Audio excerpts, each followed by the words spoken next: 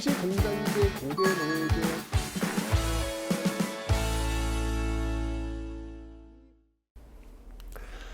네, 안녕하세요 여러분들. 역사는 최태성. 네. 자, 여러분들 이제 우리가 조선시대로 들어올 텐데 그 전에 제가 한번 이런 이야기를 좀 해드리고 싶어요. 여러분들 여러분들을 행복하게 할 수 있는 일을 용감하게 찾아가셨으면 좋겠습니다. 행복하게 하는 일 뭔지 알 것 같은데 두렵고 좀 무섭고 뭐 이런 것들이 있잖아요. 그래서 주저하게 되는 모습들이 있습니다. 근데 여러분들 행복하게 하는 일을 찾아야만 그 과정에서 나다움을 찾을 수가 있거든요. 인생을 살아가면서 우리 어차피 한 번밖에 못 살잖아요. 그죠? 근데 한 번 사는 인생, 내가 누구인지 내 나다움이 무엇인지를 모르고 그냥 휙 지나가 버리면 너무 속상할 것 같아요. 행복하게 할 수 있는 일을 찾는 과정 속에서 나다움을 찾을 수 있습니다. 그러니까 그런 거예요. 남들이 볼 때 그 일을 하는 거는 정말 힘들어 보이는데 해낼 수 있는 거예요. 이유가 뭔지 아세요? 행복하니까. 네, 그겁니다. 그러니까 저 같은 경우에도 많은 분들이 제 스케줄표를 보고 헐, 이걸 어떻게 해요? 이게 가능해요? 이런 이야기 정말 많이 하세요. 근데 조금 힘들지만 저를 조금은 지치게 하는 면도 없지 않아 있지만 견딜 수 있어요. 왜? 제가 하는 일의 가치를 느끼기 때문입니다. 그래서 여러분들 제 예를 들어서 한번 말씀드리는 거예요. 너무 좋아요. 예, 자신을 행복하게 할 수 있는 일, 그 과정에서 나다움을 찾을 수 있는 것이고 그 과정에서 가치를 찾을 수 있지 않을까라는 생각이 듭니다. 여러분들 조금만 용기를 가지시면 돼요. 주저하지 마시고 결과론적으로 볼 때 그게 맞아요. 근데 우리가 그 결과를 모르다 보니 좀 주저하는 면이 없지 않아 있잖아요. 조금만 좀 용기를 내보세요. 제 경험자로서 말씀을 드리는 거예요. 저도 똑같이 그런 고민했거든요. 주저하고 이거 하면 될까? 나 어떻게 나 먹고 살 수 있을까? 막 이런 고민들을 굉장히 많이 했거든요. 그런데 내 가슴을 뛰게 할 수 있는 일, 그 일을 하는 것이 결국은 인생을 살면서 맞는 것이었구나 라는 것을 대학교 졸업하고 한 20년 이상 지금 시간이 지났잖아요. 그러면서 얻은 인생의 결론이었습니다. 뭐 아직 제 인생이 끝나지 않은 거라서 그 이후에 어떻게 될지는 사실 저도 잘 몰라요. 근데 여기까지 살아보니 그래도 여러분들한테 이런 이야기를 할 수 있지 않을까라는 생각이 듭니다. 여러분들을 행복하게 할 수 있는 일, 용기 내서 그거 하세요.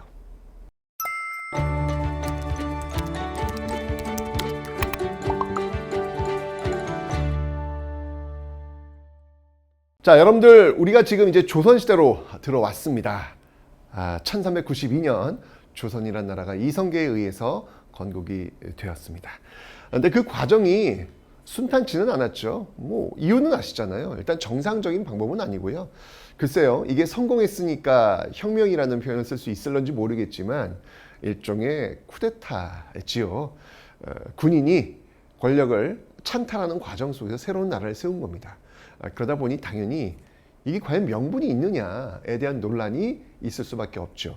그래서 당시로 돌아가 본다면 당시 대다수 그 여론을 흔들고 있는, 여론을 쥐고 있는 성리학자들, 그들에게는 이거는 말이 안 되는 거예요. 어떻게 신하가 임금을 치고 새로운 나라를 세울 수 있는가? 라고 해서 대다수의 그 당시 그 유생들은요, 이 조선 건국에 대해서 반대하는 모습들을 보이고 있습니다. 자, 여기 지금 신진 4대부들이 있죠. 이 권문세족과 그 권력 투쟁하는 과정 속에서 이 신진 4대부가 성장을 했습니다. 특히 이 신진 4대부 성장에 많은 역할을 했던 왕이 고려 공민왕이다 라고 설명드렸습니다. 비록 공민왕의 개혁이 실패로 돌아간 건 맞지만 그래도 그 공민왕이 뿌린 씨앗들이 바로 이렇게 조선 건국이라고 하는 결과물을 만들게 되었다라고 말씀을 드렸습니다. 자, 어쨌건 이 신진사대부는요, 바로 이 권문세족과의 그 투쟁 과정 속에 성장하게 되는데 그 과정 속에서 그 두 세력으로 나뉘게 됩니다. 즉 정도전 부류의 새로운 나라, 다시 원점으로 세팅하자라고 하는 세력과 어떻게 신하가 왕을 갈아칠 수가 있느냐, 이거는 성리학적 그 철학적 원칙에 어긋난다, 명분에 맞지 않는다라고 하는 정몽주 계열이 있었습니다. 하지만 여러분 잘 알고 있겠지만 이 정몽주 계열은 결국은 태종 이방원, 나중에 이제 조선의 왕이 되죠. 그 이방원에 의해서 척살, 왜 그 유명하지 않습니까? 왜 선주교, 개경의 선주교에서 척살되었다. 뭐 이런 이야기들이 전해지고 있지 않습니까? 그죠?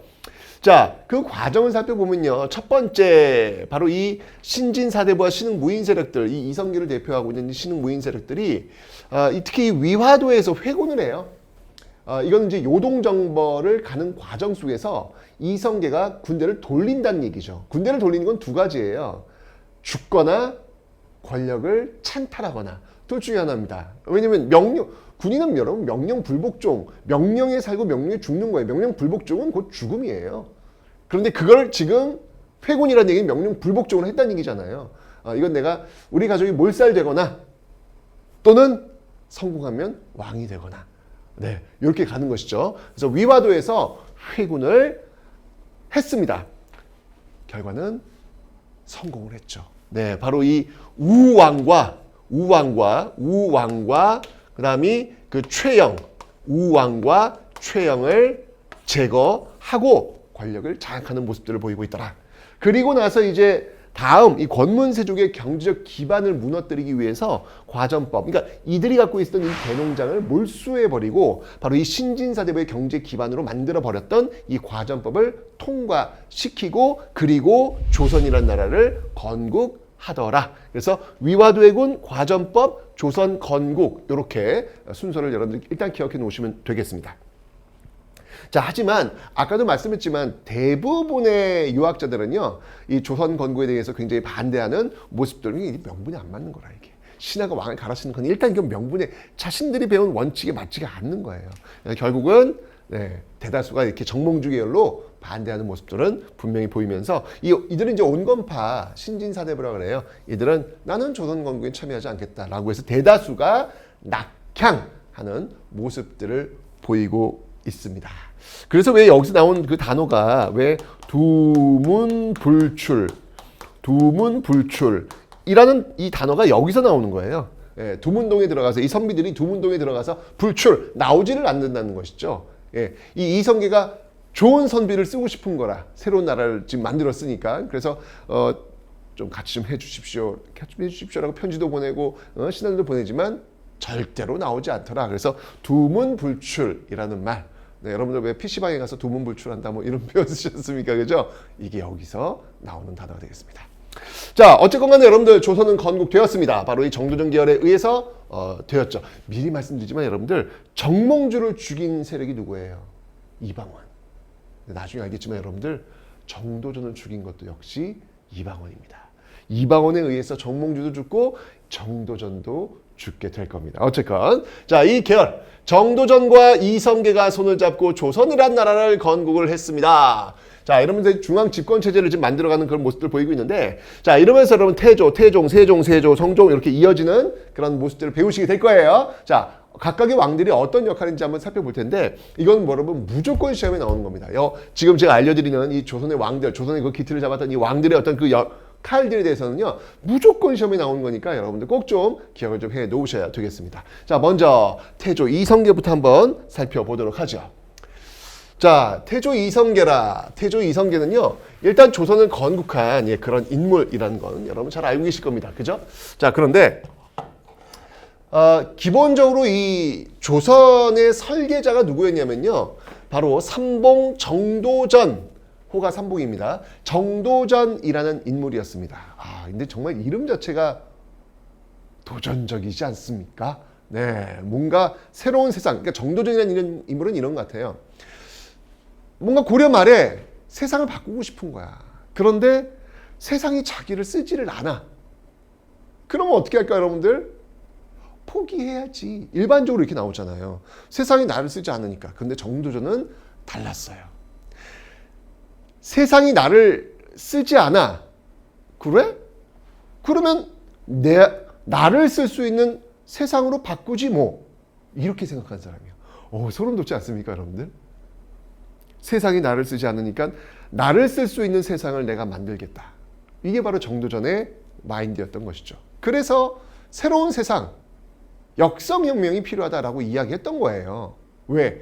그래야 초기값, 세팅값이 이제 만들어지면서 자기가 처음부터 자기가 세상을 바꿀 수 있기 때문에 실제로 이 정도전이라는 인물은 여러분들 아직까지도 우리의 삶에 굉장히 큰 영향을 미치고 있죠. 그러니까 실제로 이거예요.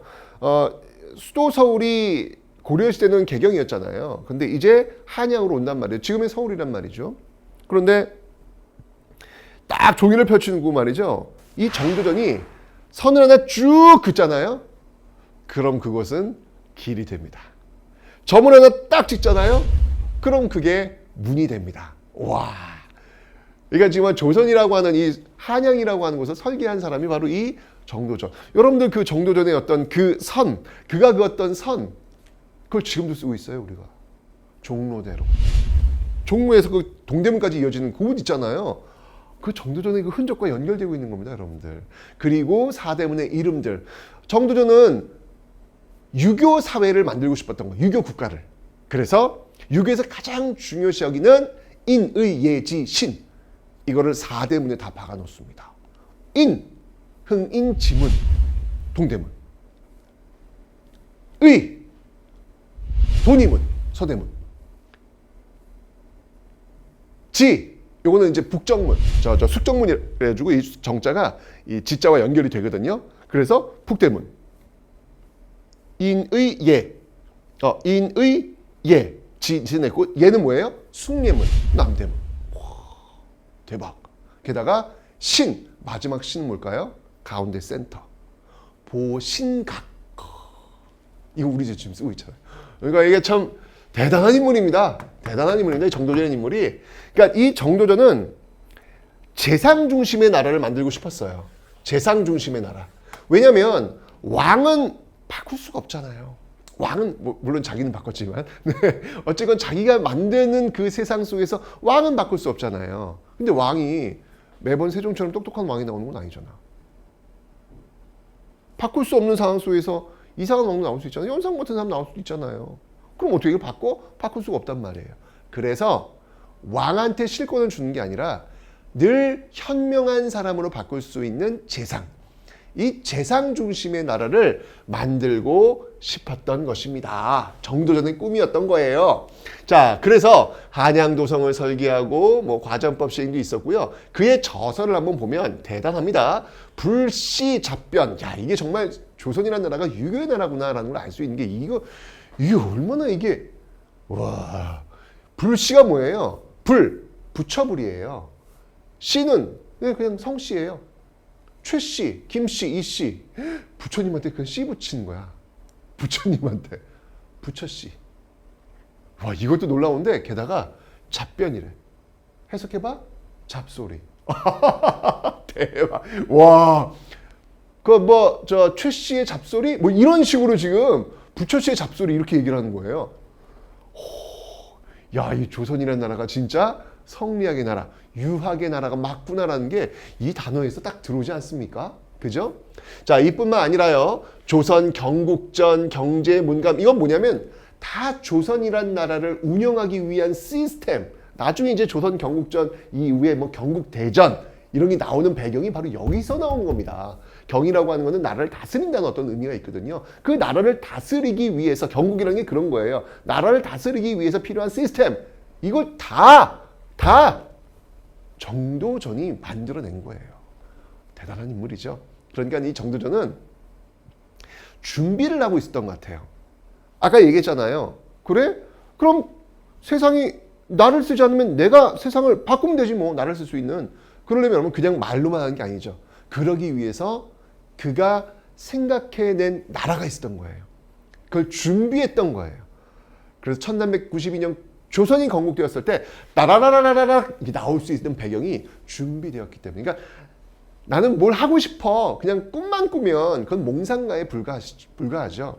그 꿈을 이루기 위한 실천이 동반되어야 그 꿈은 비로소 현실이 되는 겁니다. 저는 그것을 비전이라고 이야기합니다. 자신의 실천이 동반된 꿈을 저는 비전이라고 이야기합니다. 자신의 실천이 동반되지 않은 꿈은 그냥 꿈일 뿐입니다. 그냥 꿈이나 꾸세요. 그런데 거기에 실천이 동반되면 그제서야 그 꿈은 그의 비전이 되는 것이죠. 그 비전에 의해서 조선이라는 나라가 출발하고 있습니다. 그런데 말입니다. 이성계의 아들 이방원이 누구 마음대로 이게 재상의 나라야? 이것은 왕의 나라야. 어디 감히 재상의 나라? 말이 돼? 정도전? 그래. 당신이 조선이라는 나라를 설계하는 거 인정해. 하지만 조선 건국에 나 이방원의 지분 있어. 내가 만들고 싶은 나라는 재상의 나라가 아니야. 왕의 나라지. 라고 하면서 결국 태종 이방원. 드라마에도 있지 않습니까? 네. 가를 넘어 국으로. 네. 집을 넘어 국가로. 뭐 이런 어떤 그 캐치프레이 걸고 드라마가 나오더라고요, 보니까. 이러면서 이제 이 태종 이방원은요, 왕자의 난을 일으키면서 이게 1차, 2차 왕자의 난이 있죠. 사실 이 정도전 같은 경우에는 그러면 이제 태조 다음이 누구냐 이게 되게 중요하잖아. 태조 다음이 누구냐를 정해야 자신이 그림을 그릴 수 있는 그 시스템을 정착시킬 수 있을 거 아니에요. 이성계는 됐고 자신이 원하는 방향으로 가겠다고 약속을 했고 그의 아들 누구를 왕위에 앉힐 것이냐. 태종 이방원은 안 되겠던 거예요. 왜냐하면 너무나도 이 왕권에 대한 이 끌어오르는 무언가가 있는 거야. 이 태종 이방원을 그러니까 이방원을 왕위에 앉혔다가는 이 정도전이 꿈꿨던 세상은 물거품이 되겠다는 판단을 한 거예요. 그래서 가장 막내를 왕위에 앉히려고 했던 것이죠. 그런데 이방원이 미친 거 아니야? 왜? 라고 해서 정도전이 앉히려고 했던 그 막내를 결국 죽입니다. 이게 이제 1차 왕제다. 그 과정에서 정도전도 죽입니다. 오, 야, 이게 정말 피를 보는 어떤 그런 모습들이죠. 그러니까 이방원은 정말 권력의 화신 같아요. 내가 권력을 장악하기 위해서는 누구든 죽일 수 있다. 내가 그 권력을 반드시 차지하고 말겠다. 라고 했던 그 권력의 화신이 바로 이 태종이 아닐까라는 생각이 듭니다. 여러분들 여기서 이 태종 이방원이 왕위에 앉기까지의 그 과정만 그 권력의 화신은 아니었어요. 왕위에 올라오고 나서도 얼마나 많은 사람을 죽이는지 모릅니다. 심지어 자신을 이 왕위에 앉히는데 도움을 주었던 자신의 그 부인, 그 여흥민씨 가문이 있거든요. 그 민무구 뭐 이런 어떤 세력들이 있어요. 정말 자신을 왕위에 앉히는데 정말 엄청 도움을 줬던 사람들이거든요. 근데 그들마저도 죽입니다. 이유는 뭐냐면 태종 이방원 다음에 나오는 왕권, 그 왕권을 안정화시키기 위해서 오로지 신세지지 않는 온전한 왕권을 만들기 위한 노력의 차원에서 자신과 함께했던 세력들을 다 처단하는 정말 이게 정말 어떻게 그럴 수 인간적으로 볼 때는 어떻게 이럴 수 있을까라는 어떤 그런 모습들을 보였던 게 바로 이 태종 이방원이 되겠습니다. 자, 그래서요 이 태종 이방원은요 명백합니다. 왕권 강화예요. 무슨 일이 있더라도 왕권을 강화시키겠다. 여기 지금 이 정도전 재산권 강화했잖아요. 웃긴 소리 하고 있네. 왕권 강화예요. 그래서 왕권을 강화시키기 위한 여러 가지 노력들을 보이는데 그중 대표적인 게 바로 이 육조 직계제다라는 겁니다. 육조 직계제. 육조 직계제는 뭐냐면 여러분들 이호 예병 현공 정부 조직들이 있을 거 아니에요. 그 정부 조직들 실제로 이를 집행하는 부서들이에요. 그런데 이게 어떤 구조로 되어 있냐면 왕이 있고 그 밑에 재상들이 있다고요. 이게 의정부예요. 의정부. 그리고 이제 그것을 집행하는 육조가 있다고요. 있으면 태종 이방원 같은 경우에는요. 이 의정부, 영의정, 좌의정, 우의정 재상들이라고 합니다. 이들과 이야기를 해가지고 왜 내 의견을 그들과 상의를 해? 내가 왕인데 내가 왜 왕인데 재상들과 상의를 해? 웃겨. 왕이 명령하면 바로 실행해. 라고 하는 육조 직접 명령을 내리는 육조 직계제를 선언하는 것이죠. 재상권을 인정하지 않으니까 사실 그렇지 않습니까? 재상과 한판 정도전이라고 하는 이 재상과 한판 싸움을 하면서 권력을 장악했던 인물인데 재상들과 이야기를 하겠어요? 네. 자, 이러면서 육조 직계제. 자, 그리고 사병을 혁파합니다. 와우, 이거야말로 정말 내로남불의 진수죠. 사병을 가지고 왕자의 난을 일으켰고 정도전을 죽였고 왕위를 찬탈했거든요. 근데 그 다음부터는 너네들은 이제 사병 갖지 마. 라고 해서 이제 사병을 없애는 거예요. 이게 진짜 진정한 내로남불입니다. 나는 되고 너희들은 안 돼. 라고 하는 것이죠. 왜냐면 근데 사병이 있으면 이건 왕권에게 칼을 겨눌 수 있잖아요. 그래서 사병을 혁파하는 모습들. 이러면서 이제 양전 사업은 뭐냐면요. 토지 조사 사업이라고 보시면 돼요. 근데 기본적으로 국가가 돌아가기 위해서는 세금을 걷어야 됩니다. 그죠? 그럼 세금을 걷으면 이 당시 농업사회니까 세금 어디서 나와요? 땅에서 나오잖아요. 그러니까 땅을 장악하고 있어야지. 땅이 얼마 있는지를 알아야지. 예, 그래서 양전 사업을 시행했고, 그 다음에 그 땅에 살고 있는 노동력을 또 조사해야 될 거 아니에요. 이게 바로 호패. 예, 호패를 남자한테 호패를 채워주는 거야. 예, 이러면서 호패법을 시행하는 모습들, 땅과 사람에 대한 장악. 그러니까 이제 이 태종 이방원은 뭔가 국가의 어떤 시스템을 원활히 운영할 수 있는, 그러니까 왕이 모든 것들을 장악할 수 있는 그런 기구들을 지금 만들어내고 있더라라는 것이죠. 그리고 이제 신문고도 만들어서 국민들, 백성들이 지금 뭔가 억울한 게 있으면 쳐라, 나한테 얘기해라. 이런 신문고 북을 만듭니다. 네, 근데 실제로 울리진 않습니다. 왜냐하면 백성들이 신문고 올렸다가 목숨 걸고 이걸 때려야 돼요. 네. 그러니까 아직까지 신문제 사회에서는 쉽지가 않은 건데, 나중에 그래서 이제 유명무실을 했던 이 신문고를 부활시켰던 또 대표적인 왕이 바로 조선 후기 영조. 아이고야, 이거 뭐 몇백 년일로 뒤에 이게 부활되는 그런 모습들 보이고 있는데, 태종 이방원에서 여러분 꼭 기억하실 게 뭐냐면, 육조 직계제뿐만 아니라 이 왕권 강화 차원에서 사간원을 독립을 시켜요. 이것도 좀 알고 계세요. 사간원을 독립시킨다라고 하는 것도 여러분 좀 기억을 해주세요. 근데 이제 우회가 될 거예요. 이제 나중에 이제 배우겠지만 사간원이라고 하는 것은 왕권을 견제하는 역할이거든요. 근데 왕권을 강화시키기 위한 그 태종 이방원이 왜 사간원을 독립시켜라는 질문이 정말 많이 나오는데, 여러분들 제도와 시스템이라고 하는 거는 누가 쓰느냐에 따라 가지고 결과는 달라질 수밖에 없어요. 중요한 건 사람이야. 왕권 견제 기구인 사간원이라 할지라도 그걸 누가 쓰느냐에 따라 가지고 결과는 달라진다고요. 원래 그런 거예요. 사람이 중요한 거예요. 아무리 좋은 제도 있어도 소용없어요. 어떤 사람이 이걸 쓰느냐에 따라 가지고 결과가 달라지기 때문에 그래요. 태종 이방원 같은 경우 뭐냐면, 사간원을 독립시켜 가지고 오히려 이 사간원을 통해서 신하들을 때리기 위해서,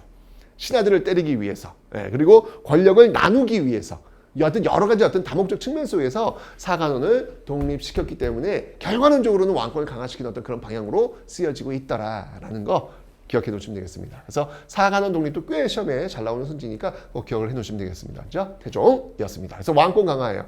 이 왕권 강화시켰던 이 측면에서 정말 대단한 게 뭐냐면, 그의 다음 아들이 세종 아니겠습니까? 제가 볼 때는 태종이 제일 잘한 일이 뭘까? 태종의 아킬레스건이 있어요. 그게 뭔지 아세요? 장남이 아니잖아. 태종은 첫째가 아니에요. 이성계 첫째가 아니에요. 근데 왕위 계승은 장남이 하는 게 가장 안정적이고 정통성과 명분을 갖추고 있다. 이게 이 시대의 어떤 인식이었거든요. 근데 자기가 장남이 아니야. 그래서 자기 다음만큼은 반드시 장남을 앉히고 싶었어요. 그 장남이 누구야? 그게 바로 양령 아니겠습니까? 양령. 그래서 그 양령을 세자 책봉해가지고 세자 수업을 했는데, 이 양령이 태종을 너무 잘 닮았어. 너무 닮았어. 사실 태종은 새로운 시대를 여는 그런 군주였다면, 그 다음 나오는 왕은 그 열었던 나라를 지켜내는 수성의 군주가 필요했거든요. 근데 양령은 너무 아빠를 닮았어. 특히 여자를 너무 좋아해. 여자를 너무 좋아해가지고, 근데 그 여자를 좋아하는 것도 이렇게 선은 넘지 않아야 될 거 아니에요. 근데 막 다른 남자의 여자를 막 좋아해가지고 강제로 데려와서 자기랑 같이 살고, 이건 말이 안 되잖아요. 그것도 이제 일국의 왕이 될 사람이 아주 그 골머리를 썼지만 태종은 꾹꾹 참아요.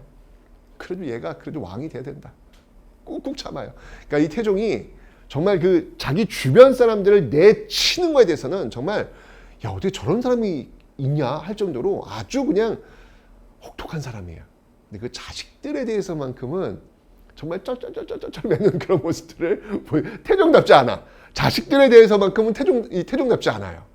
그래서 양령한테 정말 얼마나 쩔쩔매는지 몰라요. 네. 그래서 결국 이제 양령을, 야, 너 그 여자 사귀지 마. 하지 마. 헤어져. 얘기를 이제 막 하는 거예요. 그때 이제 결정적으로 양령이 아버지한테 들이대죠. 편지를 씁니다. 아버지도 그러면서 왜 나한테 그래요? 아니, 아버지도 그러면서 왜 나한테 그래요? 아버지 자꾸 이렇게 하면 아버지 나중에 안 좋아요? 이런 얘기를 한 거예요. 편지로. 아빠한테 아빠 나 자꾸 이렇게 괴롭히면 나 아빠 가만두지 않을 거야. 아빠 편안히 살 수 있을 것 같아? 라는 협박을 한 거예요. 양령이. 야, 이 미친 거 아니야? 태종한테. 결국은 태종 이방원이 그 편지를 보고 결심을 하죠. 더 이상은 안 되겠구나. 더 이상. 결국 눈물을 머금고 양령을 폐위시킵니다. 정말 이거는 태종으로서는 너무나도 고통스러운 결정이었어요. 근데 여러분들, 아이러니하게 태종의 모든 업적들, 어떤 왕권 강화를 위한 모든 업적들,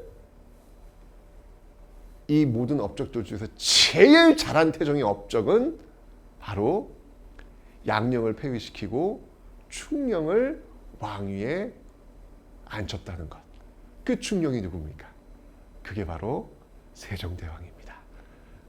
세종은 여러분들 왕이 될 수 있는 사람이 아니었어요. 셋째인데 어떻게 왕이 돼? 첫째 양령이 왕이 될 수밖에 없는 상황이었잖아. 근데 그 태종이 어마어마한 결단을 내린 것이죠.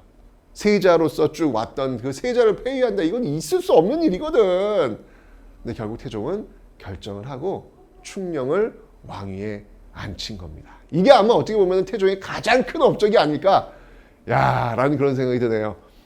단언컨대 한글은 호민정음은 태종이 만든 거야. 라고 하면 너무 과하죠? 어쨌건 그만큼 이 태종이 엄청난 결단을 했다. 그러면서 이제 세종이 왕위에 오르게 됩니다. 근데 이 세종이 오를 때도요. 이게 태종이 살아있을 때 왕위를 넘겨요. 살아있을 때. 여러분들 내가 왕위를 넘기겠다라고 하면 신하들은 어떤 반응을 보여야 되는지 알아요? 전하 무슨 말이옵니까? 머리를 찢으면서 아니되옵니다. 이거 해야 돼요. 여기서 저 표정 관리 잘못하면요 죽어요. 왜냐면 이때도 세종에게 왕위를, 그러니까 태종이 이제 그 양령인가요? 양령에게 왕위를 넘기겠다 예전에 했을 때 아니되옵니다 라고 하는데, 그 과정 속에서 이 민씨 형제들이 슬쩍 미소 지었대요. 그래 죽었어. 그러니까 이게 표정 관리 잘해야 됩니다, 여러분들. 그래서 막 난리가 난 거예요. 하지만 태종이 이번 의지는 강했죠. 그래서 결국 세종을 왕위에 앉혔는데, 그 과정에서 세종의 부인의 그 아버지, 그러니까 세종이 장인이잖아요. 그 시몬이라는 사람인데, 이 세종의 그 장인이 엄청난 인기가 있다라는 판단이 들어서 태종이 결국은 세종의 장인을 죽입니다. 그리고 죽이는 날 세종을 불러요. 그리고 세종과 함께 밤새 춤추며 술을 마십니다. 태종은 무서운 사람이에요, 여러분들. 근데 그래서 세종이 그럼 그 부인은 어떻게 하는 거야? 부인 어떻게 할 거야? 부인. 그런데 리액션이 없어요, 세종이. 뭔가 아버지 그러면 이거 아니에요. 지금 저는 어떻게 살라고요, 제 부인하고. 이렇게 얘기를 해야 될 거 아니에요. 그런 기록은 전혀 없어요. 전혀 없어요. 그래서 부인 입장 속에서 이 세종은 과연 어떤 사람일까? 이런 생각들도 하게 됩니다. 자, 어쨌건 이제 그런 어떤 과정성. 그러니까 태종이 그렇게 했던 뭐냐면 세종에게 온전한 권력을 물려주기 위한 그런 어떤 모습이었죠. 정말 정치인 태종이에요. 정치인 태종. 자, 그래서 세종은 왕위에 올랐었는데요. 세종은 왜 우리가 항상 그 아들이 아버지한테는 말 아버지처럼 살지 않을 겁니다. 이런 거 있잖아요. 세종이 난 아버지처럼은 정치하지 않을 겁니다. 라고 해서 이렇게 왕이 주도하는 이런 정치 시스템을 반대하고요.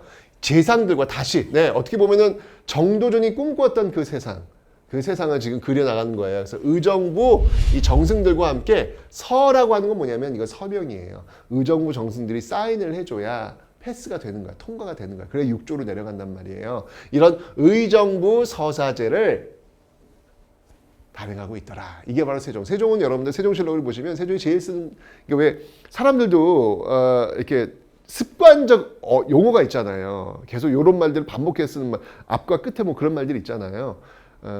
저의 그 습관은 이렇게 생각합니다. 뭐 이렇게 저는 마무리를 좀 많이 쓰는 것 같아요. 제 언어 습관이. 근데 세종실록 이렇게 보면 세종이 제일 많이 쓰는 말이 뭐냐면 경의 의견은 어떠한가. 그러니까 굉장히 많이 들으려고 해요. 의견을 굉장히 많이 들으려고 해요. 이게 세종이거든요. 그러니까 정말 이 의정부 서사를 통해서 정말 재상들의 의견을 많이 들으려고 노력했던 그런 왕이구나라는 걸 알 수 있겠죠. 자, 그리고 아버지 때 얼마나 많은 사람들이 죽었어. 그죠?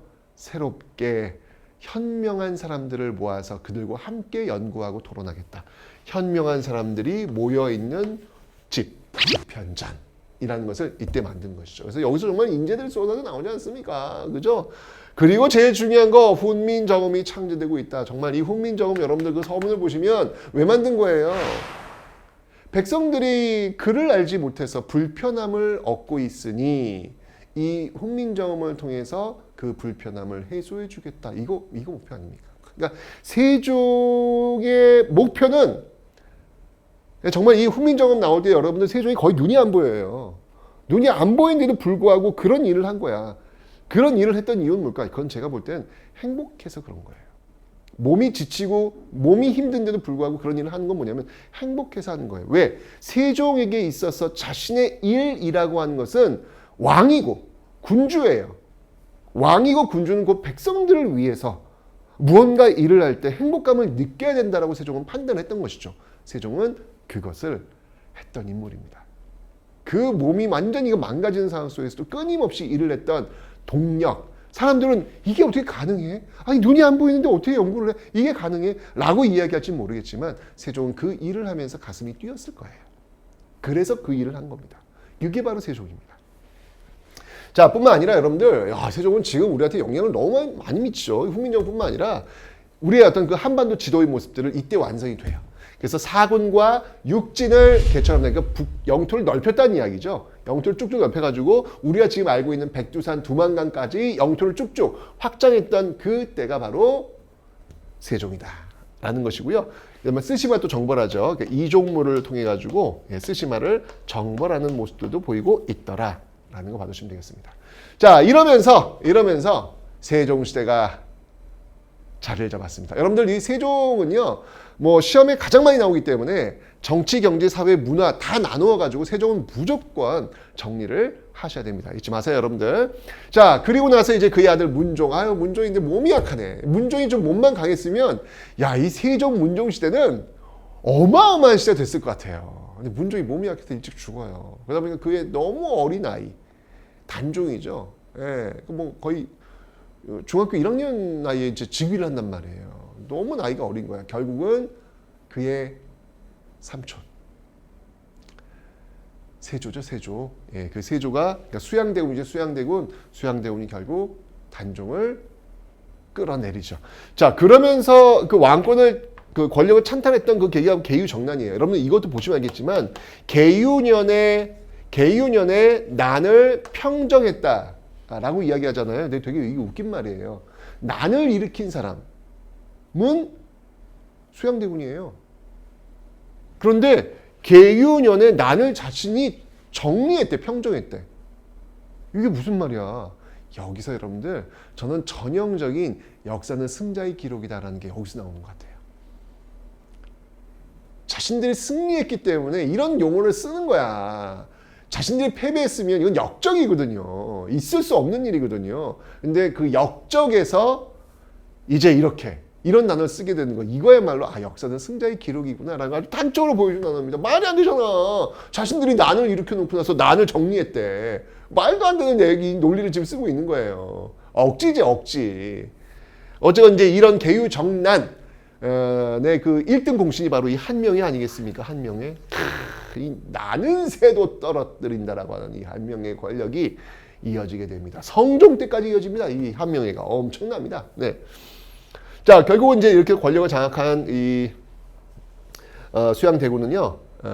여기 이제 수양대군이죠. 이제 수양대군에서 이제 나오는데 단종을 이제 죽이고요. 결국은 죽이게 되는데 이 과정 속에서 이제 뭐 신숙주, 성산문 어떤 그 대결 구도가 펼쳐지지 않겠습니까? 그래서 특히 성산문 같은 경우에는 그 사육신 중에 한 명이죠. 사육신. 그리고 이제 이 세조 때 이 세조의 집권의 그러니까 세조의 어떤 그 정치에 반대했던 또 한 번 난이 뭐였냐면 바로 이시에의 난. 이시에의 난도 있어요. 이런 것들은 저쪽 그 북쪽 지역에서 어떤 그 세조의 어떤 정책에 대해 반발하는 어떤 그런 난 이런 것들도 일어나고 있다. 요 이제 요 이시의 난을 진압했던 인물이 남이 장군입니다. 예. 남이 장군. 이런 인물들이 이제 세조 때 활약했던 그런 인물들이에요. 아유, 이 성산문은 정말 진짜 어떻게든 그러니까 사실 이 수양대군이 성산문을 너무 아꼈어요. 예, 그래서 어떻게든 자기가 좀 쓰고 싶었습니다. 죽이고 싶지 않았던 거예요. 워낙 출중하니까. 예, 성산문이 이제 세조가 이제 그 공문을 할 때, 야, 너 나한테 임금이라는 거 용어도 썼고, 너 내 녹을 받지 않았느냐라고 이야기를 하니까 성산문이 단 한 번도 나는 당신을 임금이라고 쓴 적이 없다. 내가 썼던 문서를 잘 봐라. 거기 왕이란 표현 쓴 적 없다. 찾아봐라.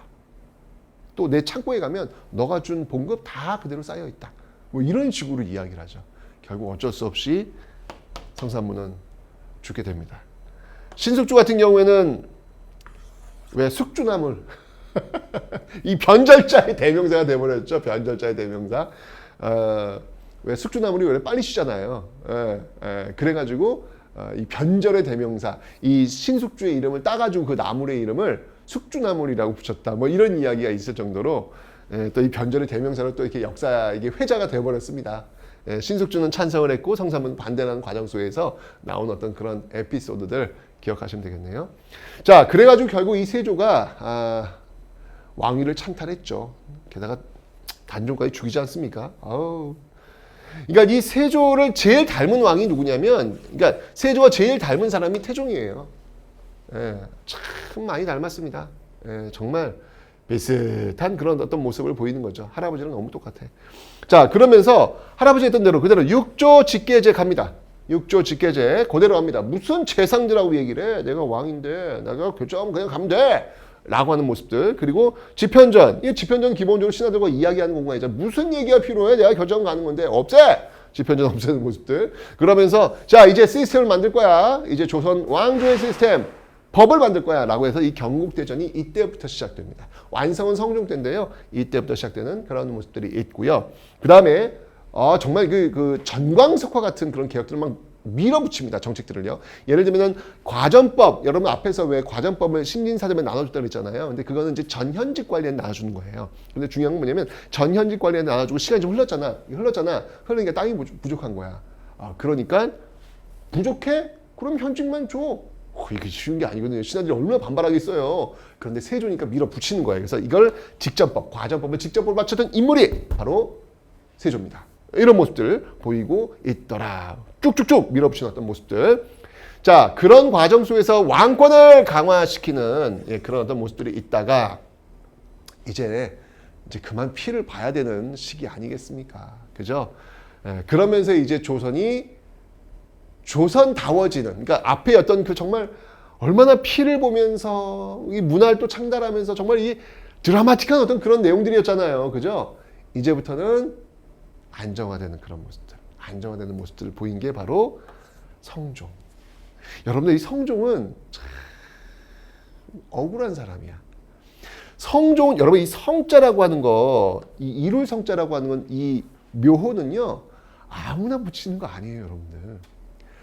진짜 정말 엄청난 업적을 이룬 사람한테만 이룰 성자라고 하는 성, 이 묘호를 붙이는 거예요.